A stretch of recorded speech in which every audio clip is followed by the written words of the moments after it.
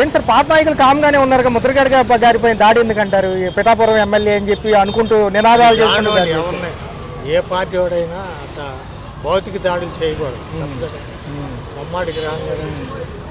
పైగా ఆడికి పిచ్చి వచ్చింది మెంటలాడు, ఆడు తెలియకుద్ది ఇప్పుడు అక్కడికి వచ్చి కుదుతారా సార్? కాదండి, తాగినాడిని ఆటో వెళ్తుంది, దానికి ఎదురుగా నడుస్తాడా? చెప్పండి మీరు.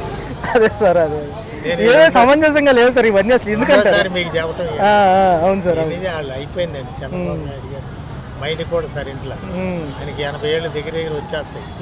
ఢిల్లీ ఎన్నికల ప్రచారానికి వెళ్ళారు. ఢిల్లీ ఎన్నికలు వాళ్ళతో ముగిపోతున్నాయి ఆ ప్రచార అంశాలు, సో అందుకని అక్కడ ప్రచారంలో ఉన్నారు. కేజ్రీవాల్కి ఈయనకి సంబంధం ఏంటి? కేజ్రీవాల్ ప్రజల మనిషి, అంటే బీజేపీకి పోటీగా అంటున్నారు కదా సార్ ఈయన. బీజేపీ ఎట్ట మోసం చేస్తుందో, కూటమి అంటేనే మోసం. ఓకే, 12.75 lakhs ఇన్కమ్ ట్యాక్స్ అన్నారు. ఇన్కమ్ ట్యాక్స్ ఎవరు కడుతున్నారండి? అవును సార్, పేదవాళ్ళు, చిన్న ఉద్యోగాలు చేసుకునే వాళ్ళు, వ్యాపారాలు చేసుకునే వాళ్ళు కడుతున్నారు. 4 లక్షలు లోపే ఉంటుంది కదా సార్ ఆదాయం. వాళ్ళ కార్డులు కూడా లేవు.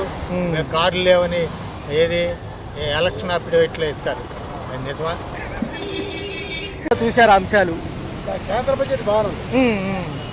బడ్జెట్ కొంచెం ఇన్కమ్ ట్యాక్స్ కోతం ఇచ్చారు, బాగా అంటారు. 12 లక్షల వరకు అంటే మామూలు విషయం కాదు కదా సార్. చూడాలి, రేపు పొద్దున్న మళ్ళీ కొత్త పన్ను మళ్ళీ పెడుతున్నారు కదా, అప్పుడు చూడాలి. 12 లక్షలు ఈ స్లాబ్ల ప్రకారం ఇచ్చారు కదా సార్. అంటే మళ్ళీ మళ్ళీ మళ్ళీ మళ్ళీ మళ్ళీ తల్లికి ఇస్తాను చెప్పి వచ్చే వారం పెడతాను మళ్ళీ కొన్ని. ఏంటి సార్ ఢిల్లీ ఎన్నికలు రసవత్రంగా ఉన్నాయి, ఈ రోజుతో ముగిపోతుంది అంటే చూడాలి. మరి ఎలా చూడాలి, మాకు పూర్తిగా తెలియదు పూర్తిగా. సో తదుపరి ఎలా ఉండబోతుంది? ఎందుకంటే మహారాష్ట్ర ఎన్నికల్లో కూడా ఈయన వెళ్ళారు కదా ప్రచారానికి, పవన్ కళ్యాణ్ గారు. Pawan Kalyan Andhra state utterly failure. Okay okay, నేను చెప్తున్నాను, ఏ ఉద్యోగస్తులు కానీ ఎవరికి రూపాయి ఇవ్వట్లేదు, అన్ని అబద్ధాలు, మోసాలు. ఇక్కడ ఈ ప్రభుత్వం రాకూడదని కోరుకుంటున్నాం, అంతే. రాష్ట్ర బడ్జెట్ ఎలా ఉంటుంది అంటారు? కనీసం జెండాలం వీళ్ళు పైకి రాదు ఎవరు.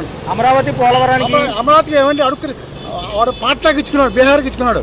ఏమడిగారు? 23 ముండలు బీహార్కి బ్రహ్మాండంగా ఇచ్చి నిధులు. రాష్ట్రానికి అన్యాయం జరిగిందని ఆర్థిక విశ్లేషకులు అంటున్నారు. బొంద జరిగింది దొంగ నా కొడుకు వీళ్ళందరూ కూడా అటర్లీ ఫెయిల్యూర్ సార్. మరి ఏంటి సార్ పథకాల విషయానికి వస్తే మరి లాభం లేదు, వీళ్ళు అటర్లీ ఫెయిల్యూర్ రాడు. ఫైనల్ గా ఎలా ఉంటుంది? 4 ఏళ్ళు దరిద్రంగా ఉంటుంది, దరిద్రంగా ఉంటుంది. చేయలేరు అంటారు, ఏం చేయలేదు.